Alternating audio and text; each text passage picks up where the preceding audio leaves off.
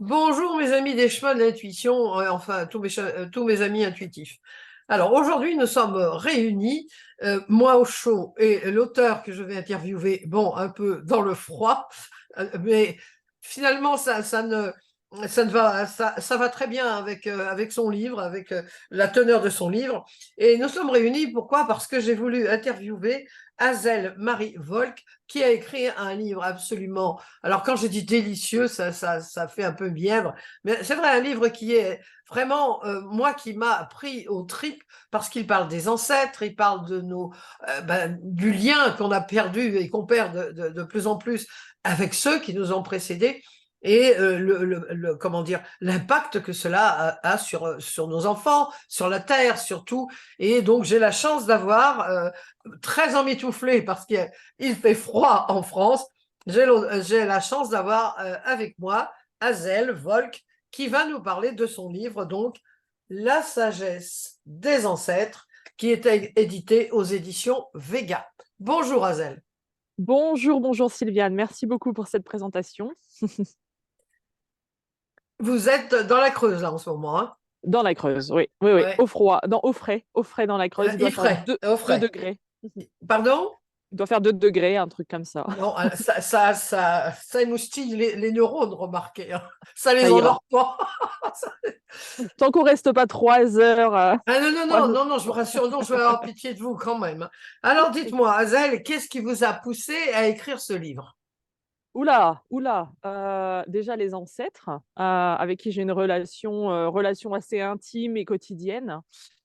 Mais ce qui m'a vraiment poussée, je pense que c'est, déjà mon lien à la terre que j'ai, depuis enfin qu'on a tous, hein, qu'on a tous, mais que je vis, que j'ai vécu notamment à travers la photographie animalière, quand j'avais, la vingtaine et puis au fil des années, avec mon départ aussi, en Australie, dans le désert australien, où j'ai eu la chance d'être témoin en fait du rapport à la terre que les aborigènes, que les peuples aborigènes entretiennent et qui m'a vraiment, vraiment permis de me poser la question sur mes propres origines, mes propres ancêtres, mon propre lien à la terre et un peu, voilà, me poser la question de savoir où tout ça est parti. Voilà. Donc c'était vraiment c'est comme ça que le livre m'est venu, hein.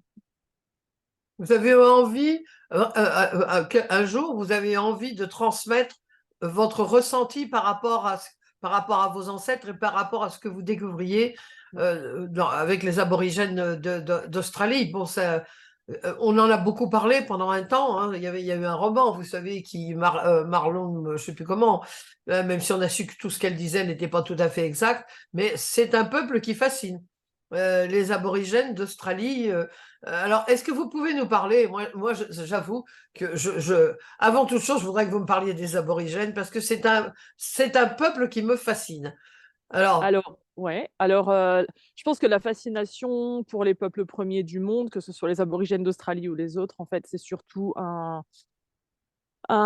rappel que quelque part ou, un rappel ou une nostalgie que quelque part on a ça aussi dans nos racines, c'est-à-dire le lien à la terre qu'ils entretiennent, on l'a aussi et en fait, on a tendance à se tourner en Occident, je parle de l'Occident ici, on a tendance à se tourner vers ces peuples qui sont en mesure de nous rappeler, en fait, notre connexion au vivant, notre lien à la terre, parce qu'eux ont réussi à maintenir cette connexion, malgré les vagues de colonisation, qui viennent perturber, le leurs pratiques et leur culture. Mais, alors parler des aborigènes, enfin voilà, je j'ai pas, je pourrais en parler pendant des heures. Maintenant, le thème du livre n'est pas sur les peuples aborigènes et c'est pas à moi d'en parler. J'ai envie de dire, si on veut entendre parler des aborigènes, ou des peuples premiers, laissons-les parler. oui, voilà. C'est vraiment ça l'appel. Il y a assez de documentaires, il y a assez de reportages, il y a assez de livres écrits, de leurs propres mains, et parler de leur propre voix et moi vraiment dans mon livre, le point sur lequel j'insiste, c'est que oui, j'ai eu la chance d'avoir été témoin de leur vie, mais le thème de mon livre n'est pas sur la culture aborigène. Le thème de mon livre est vraiment pour moi, ça a été comme un réveil en fait, ou une claque dans la figure clairement, hein, de les voir connectés, d'une telle profondeur à la Terre, d'une profondeur qu'on ne peut pas imaginer, conceptualiser en Occident, parce que de toute façon, ce ne sont pas des relations qui se conceptualisent, ce sont des relations qui se vivent, ce que les peuples premiers vivent et vraiment et moi, c'est vraiment ça, ce que j'essaie de retrouver. J'ai envie de dire, c'est un grand mot retrouver, parce que retrouver la profondeur d'une relation comme celle-ci, c'est impossible en une génération. Ça fait des générations, ça fait des millénaires, enfin des siècles, peut-être des Oui. millénaires qu'on s'en est éloigné de notre habitat naturel et hem et oui, recommencer à vivre de cette façon-là, alors qu'on vit aujourd'hui, dans un monde, modernisé, technologi Aseptisé. ouais, voilà, du coup, c'est vraiment avec la technologie, enfin voilà, on arrive je pense qu'on ne retrouvera jamais la profondeur de ces relations, quoi qu'il arrive. Maintenant, voilà mon livre, l'objectif de mon livre, c'était vraiment d'échanger, de parler de mon chemin de vie et puis d'expliquer un peu ce dont j'ai été témoin, tout en partageant des expériences personnelles quant à ma propre connexion. Que ce soit à travers la photo animalière, à travers mes voyages, à travers mon j'ose dire mon approche spirituelle ou ma pratique, de reconnexion à mes propres ancêtres. Mais donc voilà, voilà. Est-ce que ça, Oui, oui, oui, bien sûr. Moi, je vous ai parlé d'aborigènes parce que c'est vrai que quand on lit votre livre, les 9 années que vous avez passées en Australie et notamment auprès des aborigènes ont énormément compté dans votre vie. Ça vous a fait voir la vie d'une façon totalement différente. Alors, quand on parle des ancêtres, moi, je ne voudrais pas que le message qui passe dans les gens qui vont nous entendre et vous entendre, on dira: «Oh, c'était mieux avant, c'était formidable avant». Non, le but de votre livre, c'est justement de retrouver nos ancêtres et de ne pas. Il y a quelque chose qui m'a vraiment frappé. Je l'ai d'ailleurs redit à plusieurs personnes. C'est vrai que on fait du feng shui, on fait des rituels de chamanisme, c'est très à la mode. En réalité, vous dites à un moment donné, je vais vous citer. Ce n'est qu'un, il s'applique, nous qui utilisons des statuts, des histoires et des pratiques d'autres cultures, souvent sans connaissance, sans respect, sans permission ou réelle compréhension du contexte traditionnel et colonial de ces peuples. Alors ça m'a beaucoup frappé parce que c'est à la mode maintenant, le chamanisme, le feng shui, c'est-à-dire on s'approprie comment dire, des coutumes, hein, des coutumes de ces pays-là, en le faisant comme une mode ou en le faisant en curiosité, mais en ne comprenant pas tout ce qui est derrière ça, qu'est-ce qui est la valeur des choses qui sont derrière ces pratiques. J'ai bien compris. Oui, oui, tout à fait. Alors, il y a la valeur de ce qu'il y a derrière ça, il y a les traditions qui sont souvent incomprises dans leur profondeur, mais c'est surtout l'importance, et c'est ce que je reflète dans le livre, l'importance de comprendre cette démarche, en fait, d'aller s'approprier d'autres cultures. C'est qu'en nous, il y a une recherche de reconnexion, de reliance au vivant, de reliance aux ancêtres, de reliance aux traditions, de reliance au passé. Et en fait, on a tellement oublié nos racines, dans notre évolution, en tout cas en Occident, qu'il y a cette recherche et cette recherche nous pousse à aller là où notre cœur parle et quelque part le cœur nous appelle, auprès de ces cultures, auprès des peuples premiers parce que justement ils ont encore cette connexion que l'on cherche désespérément. Alors oui, les pratiques chamaniques, alors souvent chamanisme est confondu avec animisme.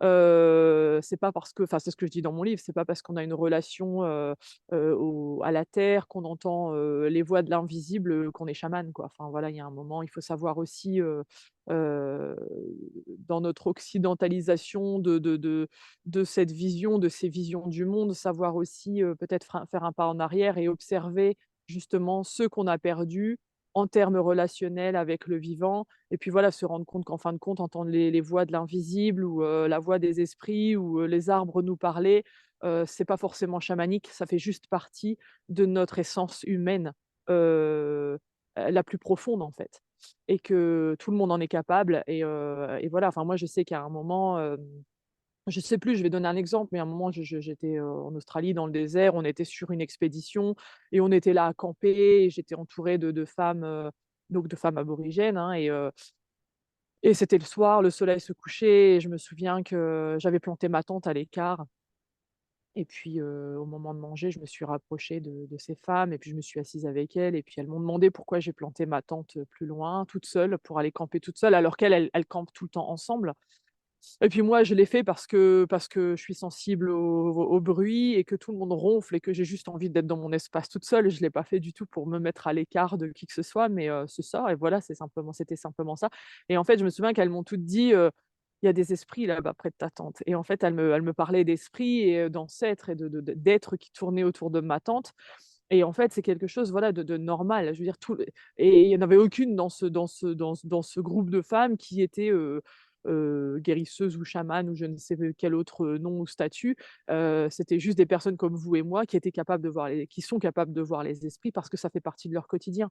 Et nous, en fait, en Occident, on a tellement été ou en tout cas, je peux parler pour la France, l'Europe, on a tellement été, punies dans le temps, surtout les femmes, punies, brûlées au bûcher pour justement entendre, les voix, de l'invisible que, bah, on a complètement mis ça de côté et qu'aujourd'hui, comme on est plus libre aujourd'hui de pouvoir parler de ces choses-là, on se sent un peu spécial si on entend les voix de l'invisible alors qu'en vrai, il y a rien de spécial à ça, quoi. Et le but, c'est ça de mon livre aussi, c'est de ramener un peu la normalité, à quelque chose qui est vu comme surnaturel ou exceptionnel en fin de compte.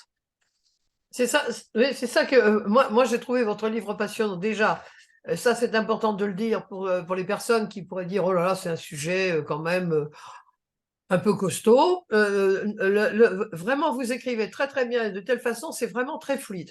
Alors bravo Merci. pour votre écriture parce que c'est vrai, moi j'ai eu le sentiment, je ne l'ai pas complètement terminé malheureusement, je l'avais oublié, donc je l'ai terminé rapidement hier soir, mais j'avais oublié de l'emporter dans le train, mais on a vraiment l'impression c'est comme un roman.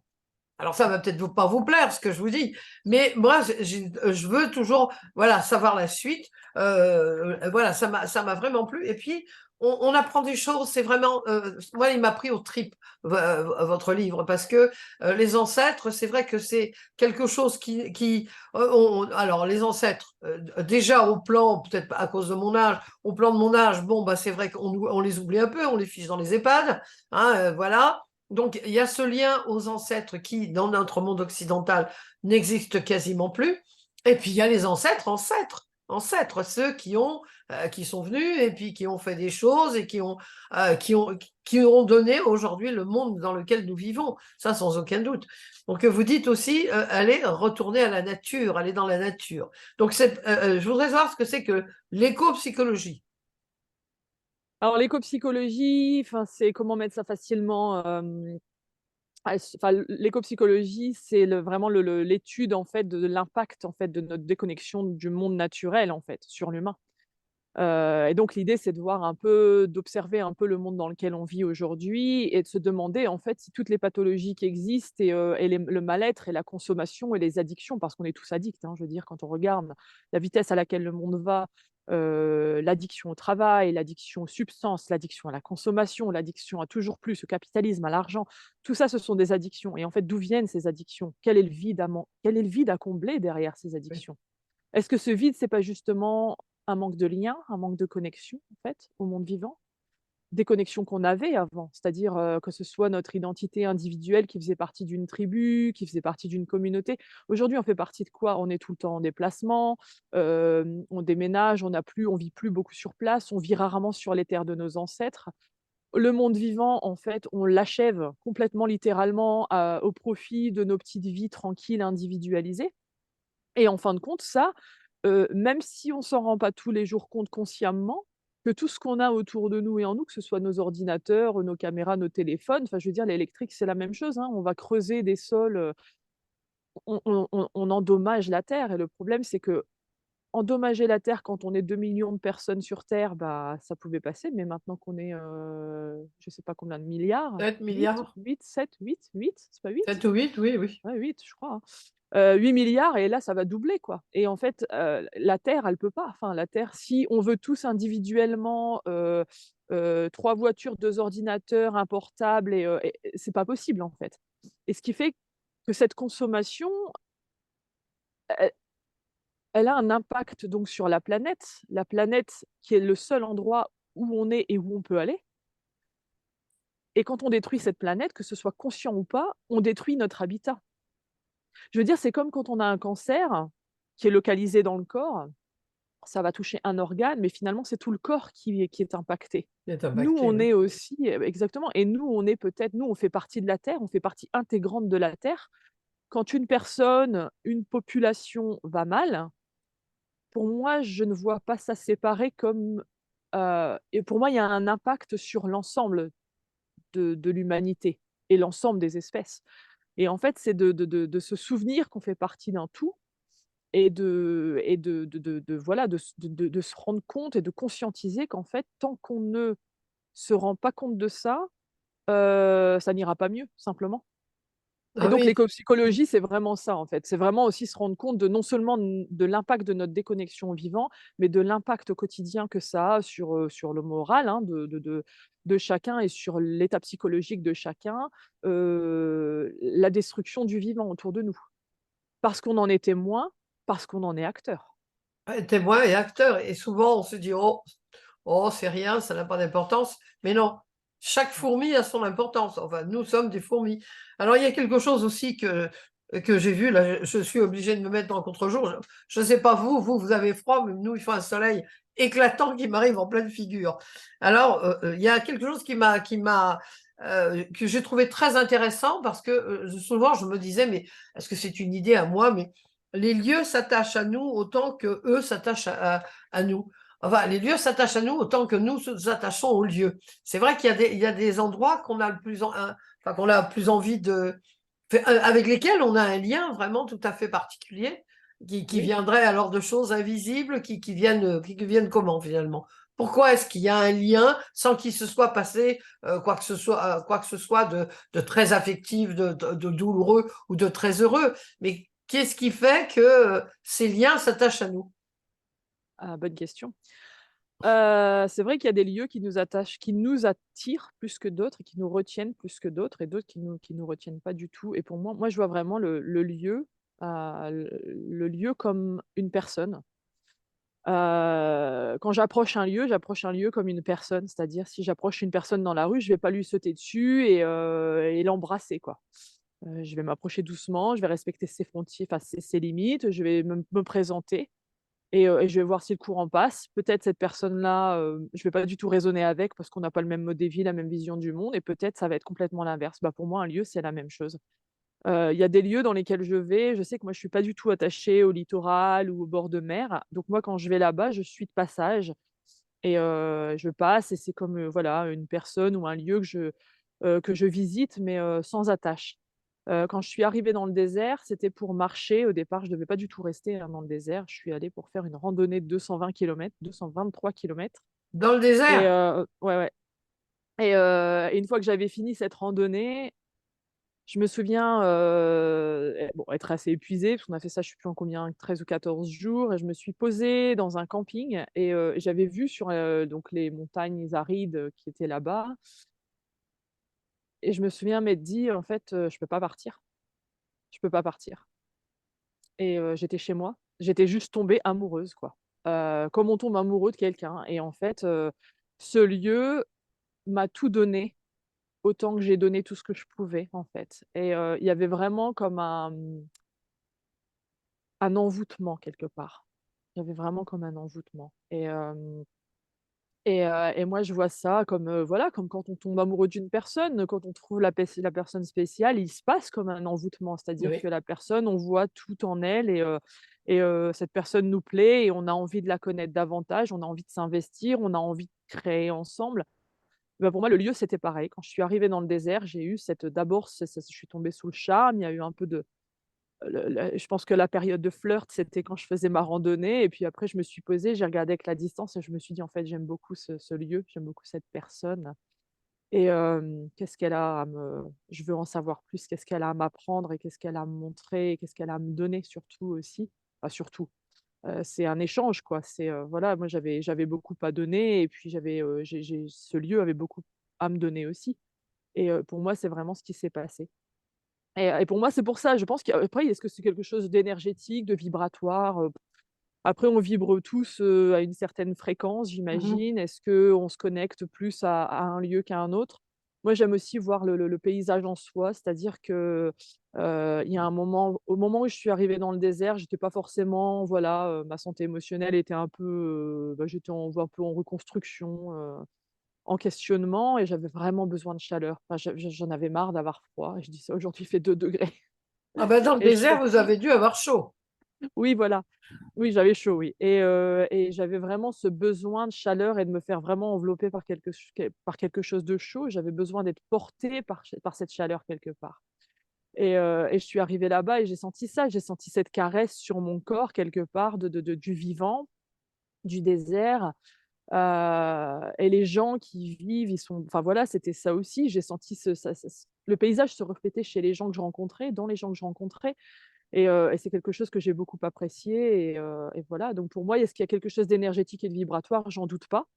Après, je pense que le paysage en soi a quelque chose enfin, il dégage une énergie, vous voyez? Il y a enfin, le désert, c'est l'espace, c'est le silence, c'est le temps, c'est du temps où on ralentit, enfin, c'est plus lent parce qu'il fait chaud, donc on peut pas courir comme on fait là en France, c'est pas possible. Heu, je veux dire, enfin, arrivé à 9 heures du matin, il fait 40 degrés jusqu'à 19 heures, donc il y a un moment, la journée, on peut pas et donc c'est ça, c'est qu'il y a une il y a ce besoin de ralentir et peut-être d'introspection et de rencontre avec soi-même et j'étais vraiment à une période de ma vie où j'avais besoin de ça et ça m'a vraiment soutenue et aujourd'hui, je sais que de retour en France, j'avais besoin d'un retour aux saisons, j'avais besoin de sentir l'humidité, j'avais besoin de retourner dans la forêt.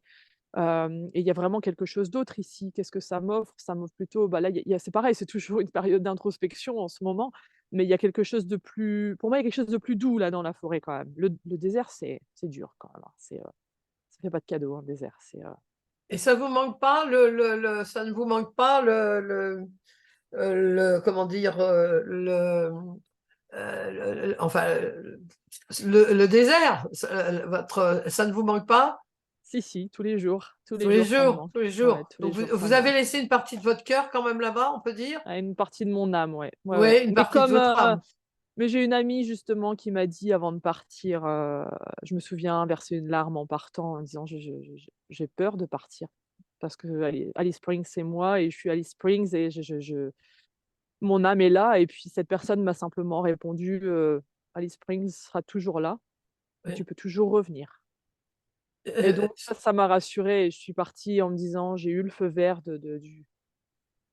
du territoire en quelque sorte pour pouvoir partir et explorer et voir un peu, voilà, si je reviens ou pas. Mais oui, ça me manque tous les jours et je vis avec et quand je ferme les yeux, je suis là-bas et j'invoque cette chaleur et la chaleur humaine que j'y rencontrais, je m'y connecte tous les jours, donc oui. et vous dites que quand vous êtes rentré en France, les esprits ne vous parlaient pas de la même façon. Non, non, non, non, non. D'ailleurs, nulle part les esprits m'ont parlé de la même façon que dans le désert. C'est très, très, très vivant, intransigeant, j'ai envie de dire. Là-bas, c'est j'aime pas la connotation noir et blanc quoi, mais c'est très, très, marqué. C'est-à-dire c'est oui ou non quoi et presque binaire quoi. C'est-à-dire, tu es la bienvenue ou tu es pas la bienvenue quoi, sur ces terres. Donc et j'ai vu des gens arriver à Alice Springs, littéralement, souvent ce qui se passe, c'est que la voiture tombe en panne. Donc les gens restent bloqués là-bas, point barre et les gens souvent repartent pas parce que c'est ce qui se passe. Alice Springs, c'est un vortex, ça nous avale et jusqu'à ce qu'on soit prêt à repartir, à ressortir dans le monde.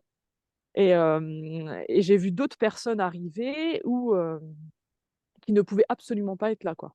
En pleurs. C'est-à-dire qu'il fallait qu'ils partent.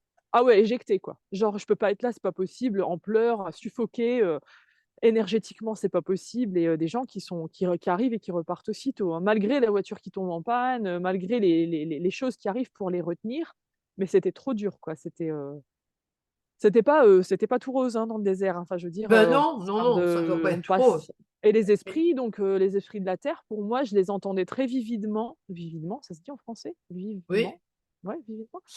Hem, Désolée, je fais pas mal d'anglicismes, hein. Oh, moi, Et je vous rassure, c'est moi des fois c'est avec le portugais, alors ça. ah bon, ça va alors. On peut y aller Mais, des fois, je ne sais pas si c'est français ou portugais. Mais ça fait rien, on se d'accord, comprend quand même. exactement, voilà. Donc, bah, oui, les esprits de la terre, là-bas, très, très, très présents. Je les entendais, que ce soit pour me guider naturellement de manière douce et soutenante, ou que ce soit pour me mettre des grosses barrières et me donner des bonnes grandes leçons là, des claques dans la figure, ils étaient là. Qu'en France, bon moi je suis originaire du Nord-Pas-de-Calais, donc quand je suis rentrée, j'étais là-bas et en fait là-bas très compliqué je trouve la relation à la terre en fait. Alors c'est chez moi, hein, je me sens bien, je me sens à la maison quand j'y vais, mais très compliqué la connexion aux esprits. Quand j'essaie de me connecter, c'est comme si les ondes étaient brouillées et puis c'est en creusant un peu justement, en passant du temps dehors à écouter, que j'ai réalisé que les esprits, c'est comme s'ils étaient, 6 pieds sous terre, quoi. Enfin, ils sont pas à la surface, ils sont pas à côté de moi, ils sont là bien enterrés au chaud dans la terre, mais bien profond et en fait, je me dis: «Mais avec les bombes qu'on s'est pris sur la figure, bah, ce dernier siècle, entre ça et le bassin minier qui a retourné littéralement, Oui. le sol, l'industrie, qui a littéralement explosé aussi là-bas, plus moi là 9 ans partie, rentrée après 9 ans là-bas sur place, l'explosion démographique, l'explosion de la circulation et puis de l'industrialisation à nouveau, hein, parce que les endroits que je fréquentais avant, maintenant c'est bruyant, il y a des usines partout, il y a des entrepôts partout, il y a plus une journée sans un bruit d'avion, enfin voilà, c'est infernal quoi. Mais On peut plus être oui, dans le c'est silence, bruyant.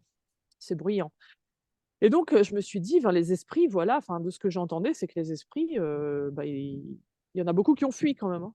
Enfin moi, c'est vraiment l'impression que j'ai et sur le coup, je mettais ça un peu sur la France, mais c'est pas vrai parce qu'une fois que je suis descendue un peu et là je suis en Bourgogne enfin je suis arrivée en Bourgogne, installée en Bourgogne et c'est pas du tout pareil, c'est très différent. Les esprits sont bien là-bas, les eaux sont fluides et même s'il y a beaucoup de souffrance et de douleur quand même, que je ressens sur les terres, il y a quand même une présence qui est là et les esprits répondent présents, un peu plus que dans ma région natale, quoi.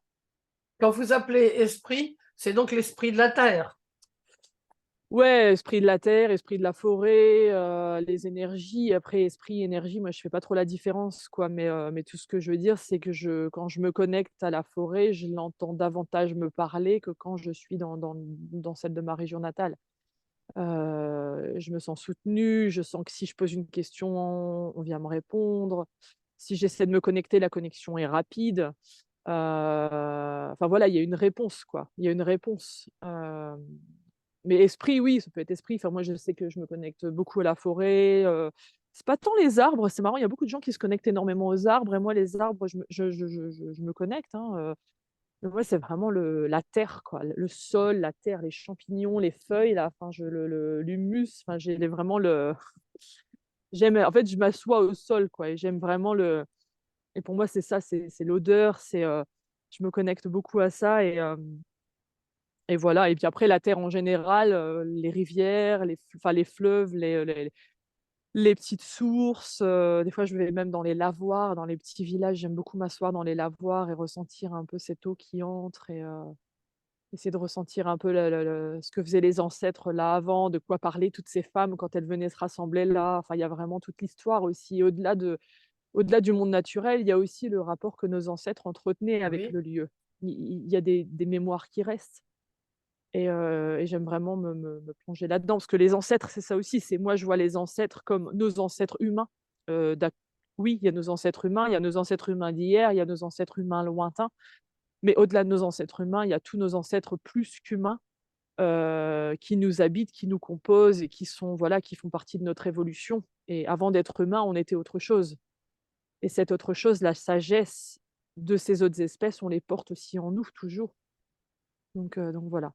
Et donc le retour, moi ce que j'ai aimé dans votre livre, c'est que vous parlez de choses tout à fait différentes, hein, tout à fait différentes sur bon, évidemment les ancêtres qui nous ont apporté, de se relier de nouveau aux ancêtres, c'est-à-dire ça n'est pas retourner. Alors on pourrait dire oh c'était mieux avant, vous savez, hein, ça fait un peu comment dire les combattants de la guerre de 14-18, oh avant, vous savez. Non, ça n'a rien à voir. La sagesse des ancêtres, c'est toute cette richesse justement de la terre, des arbres, de tout ce qui... On n'entend plus ce que les ancêtres, le vivant, comme vous dites, on ne l'entend plus. On peut même plus l'entendre parce qu'on est dans un tel brouhaha de parler, de bruit, que c'est se remettre dans l'état dans lequel vous êtes là maintenant, Hazel, au milieu de la Creuse, en train de... Alors c'est drôle parce que vous êtes en liaison Wi-Fi et en même temps vous êtes totalement entouré des ancêtres et de tout ce qui fait la richesse, qui fait la richesse du monde, pas d'un monde mais du monde. Qu'est-ce que vous pourriez... Là, j'avais parlé... alors moi, je vous ai parlé, là, je regarde parce que alors donc vous êtes, ce que je voudrais pas non plus que les gens pensent, c'est que vous n'êtes pas en train de parler d'écologie. On parle évidemment, c'est sans filigrane, c'est-à-dire que plus on bousille tout ce qu'on est en train de bousiller à tort et à travers, évidemment, c'est écologique. Cela dit, ce qui manque aussi, c'est le manque de bienveillance vis-à-vis du vivant, vis-à-vis des ancêtres, vis-à-vis de ce qu'on nous a légué.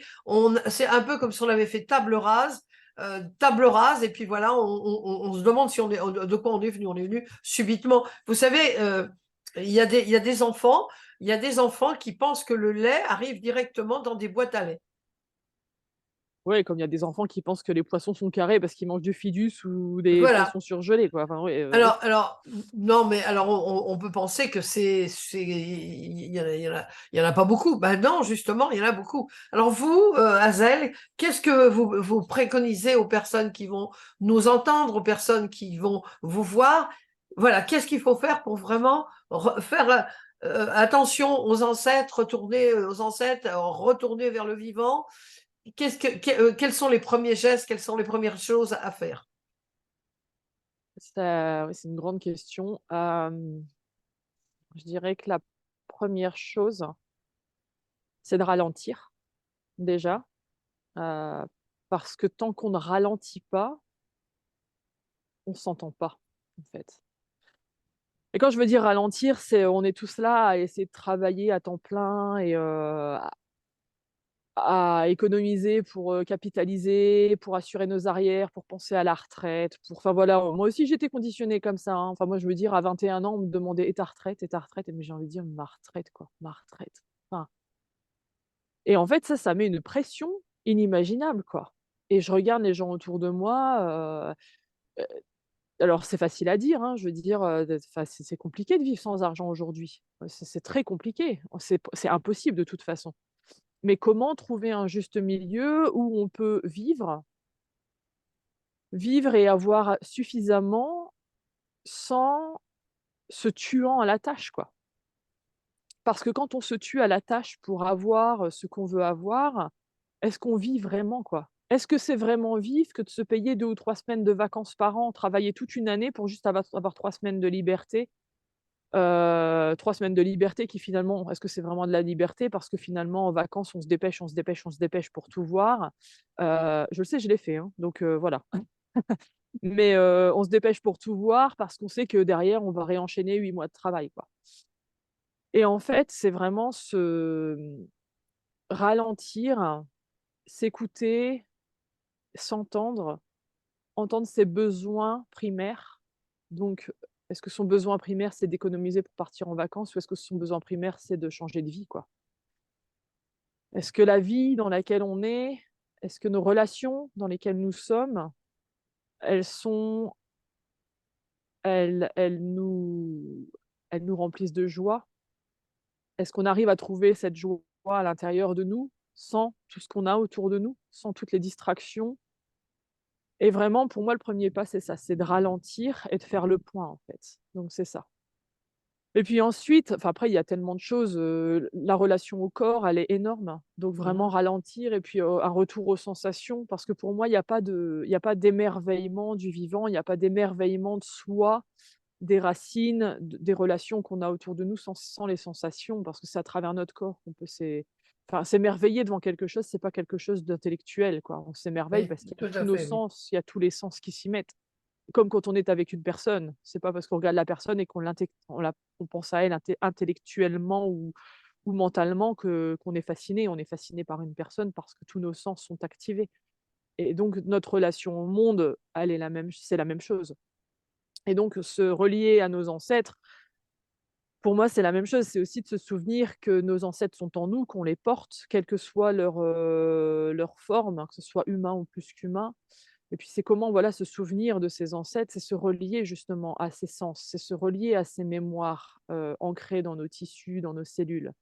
C'est aussi dans le vivant, voilà, c'est se dire: «Voilà, qu'est-ce que j'ai autour de moi? Quel est mon impact?» Alors là, on peut peut-être parler d'écologie, mais pour moi, faire de l'écologie sans avoir un minimum de spiritualité et d'émotionnel inclus, c'est pas de la vraie écologie. Enfin voilà, pour faire de la vraie écologie, il faut avoir une relation en fait avec le monde. Je veux dire les aborigènes font de l'écologie.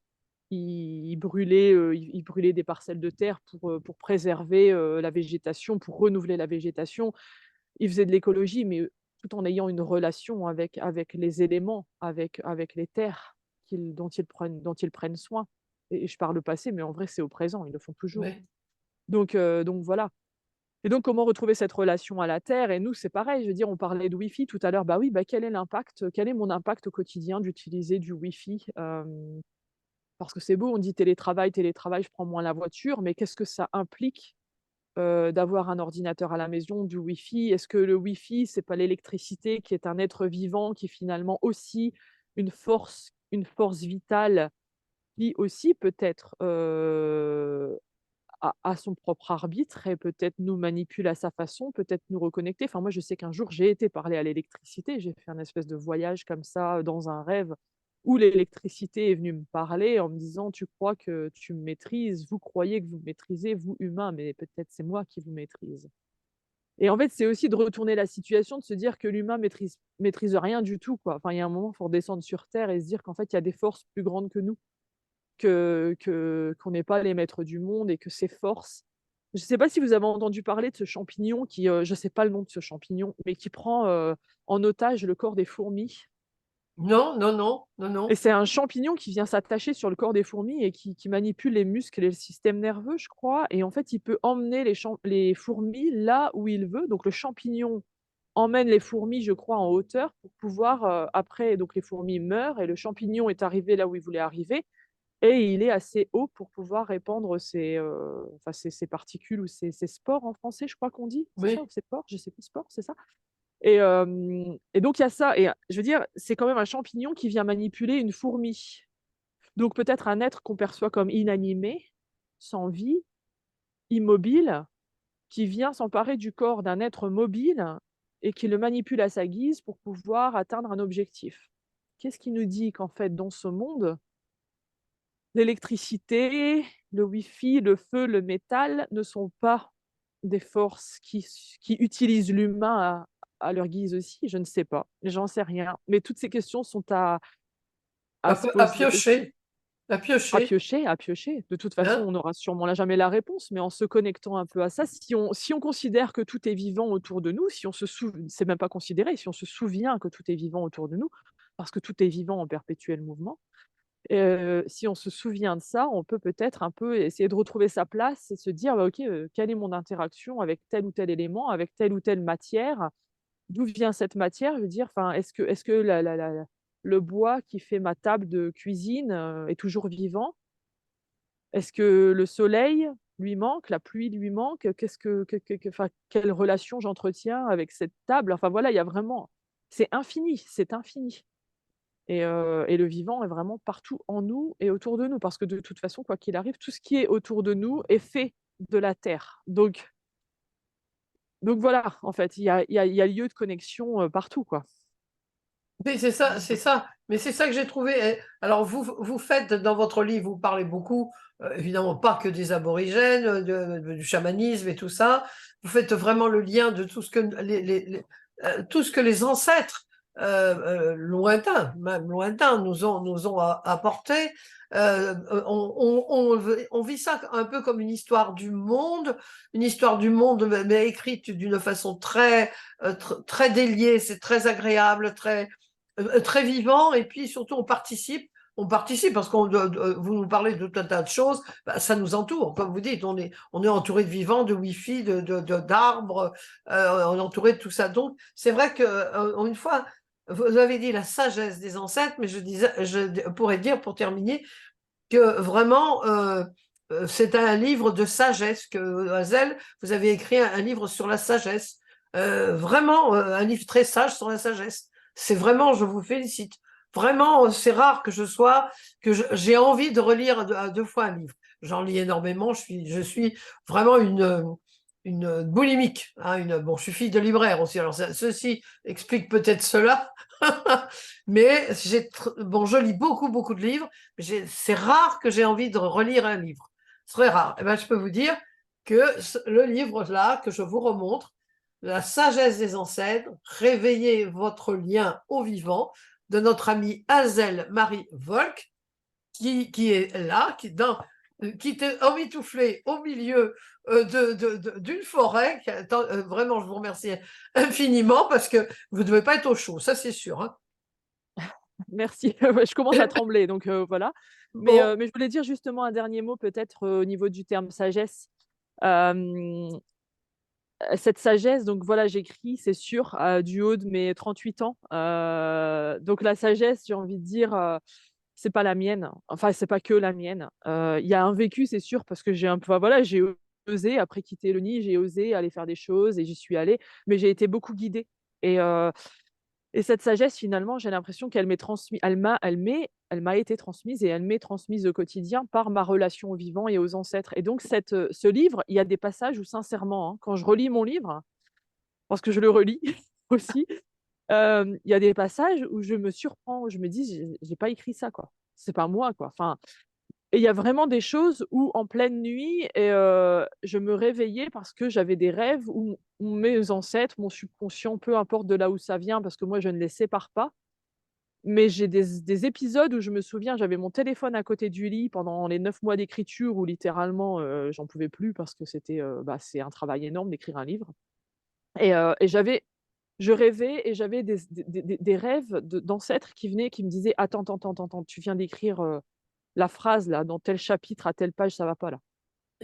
Et puis il venait et puis il me disait: «Écris ça à la place» et donc moi j'étais sur mon téléphone avec mon bloc-notes en pleine nuit à essayer d'écrire, ce qui se passait dans mes rêves et le matin, à 8 heures du matin, je sautais sur l'ordinateur et je réécrivais des passages et en fait mon livre, l'écriture de mon livre, ça a été que ça, quoi. Ça a été, je vais dans la forêt quand ça va pas et la forêt m'envoie un message dès que je me connectais, il y avait un message qui me disait: «Attends, dans ce chapitre-là, ça va pas, il faut que tu réécrives». Ça a été comme ça jusqu'au bout et donc il y a ça et puis aussi bien sûr les gens qui me soutenaient dans l'écriture du livre que je remercie et qui m'ont vraiment, vraiment soutenue. Hem, voilà, enfin à tous les niveaux mais donc il y a vraiment on sent que ce livre a été écrit. Ce livre est inspiré. C'est un mot galvaudé, mais il est inspiré. On vous a inspiré sûrement, et il est surtout écrit avec le cœur. Il n'y a pas de blablabla. Hein. co-créé avec le cœur, co-créé Ah, ouais, avec le moi, cœur. vous savez, les trucs des blablabla, blablabla, j'ai horreur de ça. Et vraiment, ce livre, voilà, on a vraiment envie de le lire, de le relire. Moi, je l'ai lu, je vais le relire. Je le remontre. Hein, la sagesse des ancêtres. Bon, c'est un peu de travers, mais je pense que voilà, c'est droit. Le temps que je comprenne, moi, bon, bref. Donc, c'est indiqué aux éditions Vega. Pardon. Eh bien, écoutez, je vous remercie infiniment, Hazel. Il y en a encore beaucoup, beaucoup à dire. Mais honnêtement, c'est un livre. Offrez-vous. Là, je m'adresse aux personnes des chemins de l'intuition ou des champs de YouTube qui verront cette interview. Offrez-vous ce livre. C'est un livre qui ne laissera personne indifférent. C'est un livre profond, écrit avec le cœur ou coécrit avec le cœur, comme dit Hazel. Et c'est quelque chose qui nous remue. Moi, c'est un livre qui m'a beaucoup remué, qui m'a fait réfléchir, m'a fait prendre conscience de certaines choses. Je pense que c'était aussi un peu le but, peut-être inconscient.